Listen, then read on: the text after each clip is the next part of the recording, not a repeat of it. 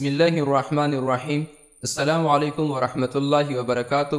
محترم ناظرین کرام، ایک مرتبہ حضرت علی رضی اللہ تعالیٰ عنہ کوفہ کی مسجد میں تشریف فرماتے، مجمع میں شام سے آیا ہوا ایک مسافر بھی تھا، نہایت ادب سے کھڑا ہوا اور عرض کی، اے امیر المؤمنین، مجھے کچھ سوالات میں تشویش ہے۔ میں آج یہاں آپ کی موجودگی کا سن کر آپ سے چند سوالوں کے بارے میں جاننے کے لیے آیا ہوں۔ میں آپ سے ان کے متعلق درست معلومات چاہتا ہوں۔ آپ رضی اللہ تعالیٰ عنہ نے جواب دیا، اگر تم سوالات پوچھنا چاہتے ہو تو پوچھے۔ یہ مکالمہ سن کر مجمع میں بیٹھے لوگ بھی آپ کی جانب متوجہ ہو گئے۔ اس شخص نے حضرت علی رضی اللہ تعالیٰ عنہ سے سوالوں کا آغاز کیا اور کہا، اے امیر المؤمنین، مجھے یہ بتائیے کہ تخلیق کائنات میں اللہ نے سب سے پہلے کس کو تخلیق کیا؟ اب رضی اللہ تعالیٰ عنہ نے فرمایا، اللہ نے سب سے پہلے نور کو پیدا کیا۔ اس نے سوال کیا، اللہ نے زمین، آسمان اور پہاڑوں کو کس چیز سے بنایا؟ تو آپ رضی اللہ تعالیٰ عنہ نے فرمایا، اللہ نے آسمانوں کو پانی کے بخارات سے پیدا کیا، زمین کو پانی کی جاگ سے پیدا کیا اور پہاڑوں کو پانی کی موجوں سے بنایا ہے۔ پھر اس نے سوال کیا، مکہ مکرمہ کو ام القریٰ کیوں کہا جاتا ہے؟ آپ نے فرمایا، ام القریٰ کے معنی ہے ہر ترتیب کی ماں، کیونکہ زمین کی ہر چیز اس کے نیچے سی بجھائی گئی ہے، اسی لیے عرب کے شہر مکہ جہاں بیت اللہ شریف ہے اسے ام القریٰ کہا جاتا ہے۔ اس آدمی نے اگلا سوال کیا، زمین کے اوپر کے آسمان کو کس چیز سے بنایا گیا ہے، کس چیز سے پیدا کیا گیا ہے؟ آپ رضی اللہ تعالیٰ عنہ نے جواب دیا، رکی ہوئی فوج سے، رکی ہوئی فوج سے۔ پھر اس نے عرض کی، اے امیر المؤمنین، سورج اور چاند کا طول و عرض، اس کی لمبائی چوڑائی کتنی ہے؟ آپ نے جواب دیا، 900 فرسخ۔ 900 فرسخ فارسی زبان کا لفظ ہے، ایک فرسخ میں 10 کلومیٹر لمبائی ہوتی ہے۔ اس نے اگلا سوال کیا کہ ستارے کا طول و عرض کتنا ہے؟ آپ نے جواب دیا، 12 فرسخ۔ 12 فرسخ۔ اس اجنبی نے نہایت ادب سے درخواست کی کہ اے امیر المومنین، جیسا کہ قرآن مجید میں 7 آسمانوں کا ذکر آیا ہے، آپ ہمیں ان 7 آسمانوں کے نام اور ان کے رنگ بیان کر دیجیے۔ آپ رضی اللہ تعالیٰ عنہ نے فرمایا، جو آسمان زمین کے اوپر ہے اس کا نام رفیع ہے اور وہ پانی کے بخارات اور دودھ سے بنا ہوا ہے۔ دوسرے آسمان کا نام قروم ہے اور اس کا رنگ تانبے جیسا ہے۔ تیسرے آسمان کا نام مدون ہے اور اس میں ملے جلے رنگ ہیں۔ چوتھے آسمان کا نام الفالون ہے اور اس کی رنگت چاندی جیسی ہے۔ پانچویں آسمان کا نام حیور ہے اور اس کی رنگت سونے جیسی ہے۔ چھٹے آسمان کا نام عروس ہے اور وہ سبز یاقوت کا بنا ہوا ہے۔ ساتویں آسمان کا نام اجمع ہے اور یہ سفید موتیوں سے بنا ہوا ہے۔ اس آدمی نے اگلا سوال کیا، اے امیر المومنین حضرت علی رضی اللہ تعالیٰ عنہ، آپ مجھے یہ بتائیے، بیل وہ واحد جانور ہے جس نے آسمان کی طرف اپنا سر نہیں اٹھایا، ایسا کیوں؟ آپ رضی اللہ تعالیٰ عنہ نے جواب دیا، جب سے بنی اسرائیل کی قوم نے وہ صالح کی پوجا کی تھی تبھی سے بیل شرم کے مارے آسمان کی طرف سر نہیں اٹھاتا۔ وہ صالح ایک سنہری رنگ کا بچڑا تھا۔ اسی حضرت موسیٰ علیہ السلام کے دور میں سامری جادوگر نے اپنی جادوئی مہارت سے بولنے اور حرکت کرنے کی طاقت دی اور حضرت موسیٰ علیہ السلام کی غیر موجودگی میں بنی اسرائیل سے اس بچڑے کی پوجا کروائی تھی۔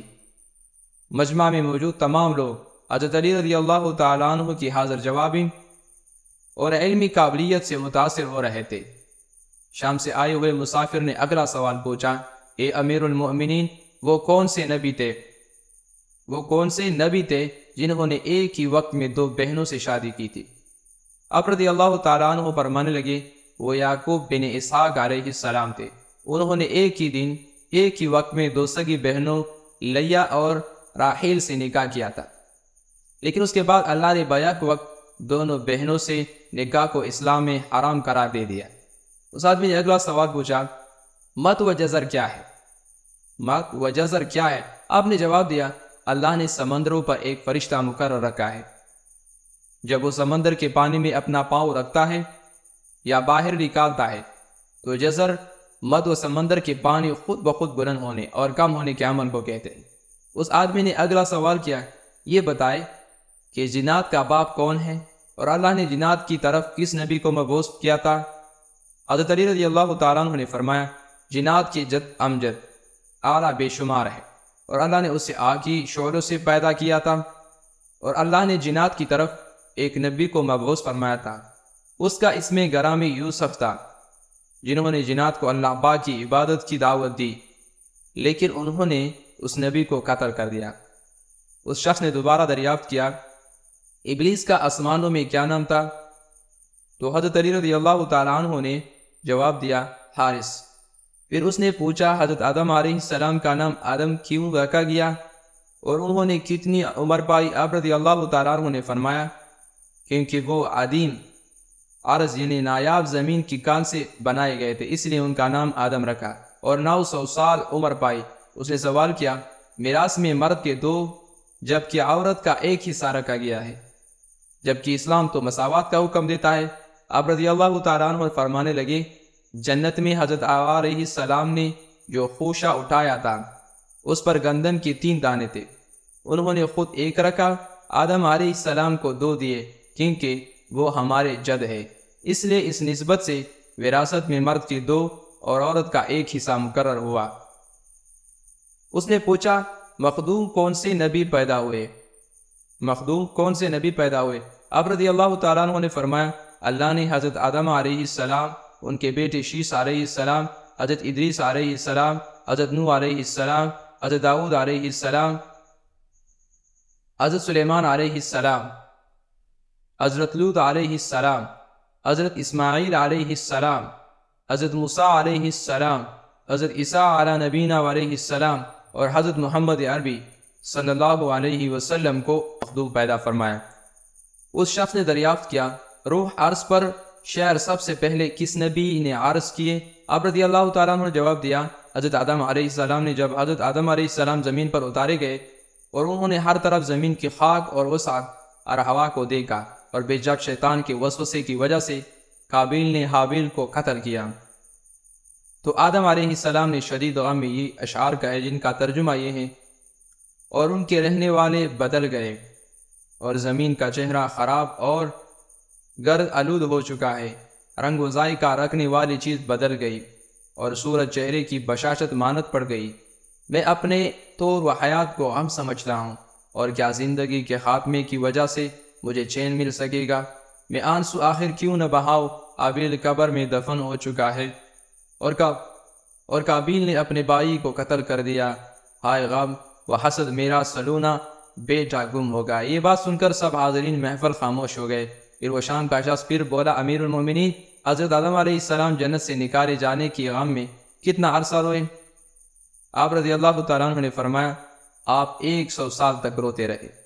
شامی شخص نے پھر سوال کیا کفر کی ابتدا کس نے کی اور پہلا کفر کس نے کیا؟ آپ رضی اللہ تعالیٰ عنہ نے جواب دیا کفر کی ابتدا ابلیس سے ہوئی اور وہی کائنات کا پہلا کافر ہے۔ اور پھر اس شخص نے آخری سوال کیا حضرت نوح علیہ السلام کا اصل نام کیا تھا اور ان کی کشتی کا طول و عرض کتنا تھا؟ آپ رضی اللہ تعالیٰ عنہ نے جواب دیا حضرت نوح علیہ السلام کا اصل نام سکن تھا۔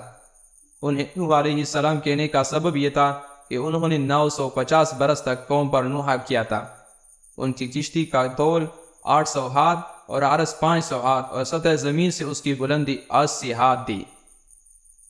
جب اس شامی شخص نے آپ رضی اللہ تعالیٰ عنہ سے کیے گئے تمام سوالوں کے جوابات صحیح جان لیے تو آپ کے قدموں میں گر کر اسلام قبول کر لیا اور کہا آپ کی رسول اللہ صلی اللہ علیہ وسلم علم کے سمندر ہے اور آپ علم کا دروازہ ہے۔ حضرت معاذ بن جبل رضی اللہ تعالیٰ عنہ بیان کرتے ہیں کہ میں نبی پاک صلی اللہ علیہ وسلم کے ساتھ ایک سفر میں تھا۔ میں سفر کرتے ہوئے آپ صلی اللہ علیہ وسلم کے بہت قریب ہو گیا۔ میں نے عرض کیا یا رسول اللہ مجھے ایسا عمل بتا دیجیے، ایسا عمل بتائے جو مجھے جنت میں داخل کر دے اور مجھ کو دوزخ سے دور کر دے۔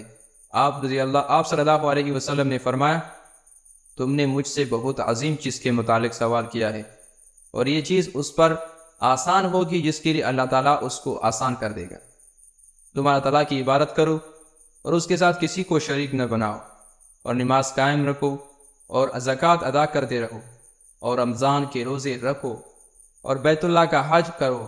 پھر فرمایا اس عمل سے موت کی سختی نہیں ہوتی، قبر کے عذاب دور رہتے ہیں، منکر نکیر کے سوالوں کے جوابات بن جاتے ہیں اور پورے سرا سے بجلی کی مارش سے گزرے گا، جہنم کی آگ اس عمل سے پناہ مانگتی ہے جو بھی اس عمل کو کرتا ہے۔ ان سبوں کو ملاؤ تب بھی یہ عمل سب پر بہت بھاری ہے۔ اللہ رب العزت سے عاجزانہ دعا ہے میرے تمام مسلمان بہن بھائیوں کے بچوں کو پروردگار ماں باپ کا فرما بردار بنائے، آمین یا رب العالمین۔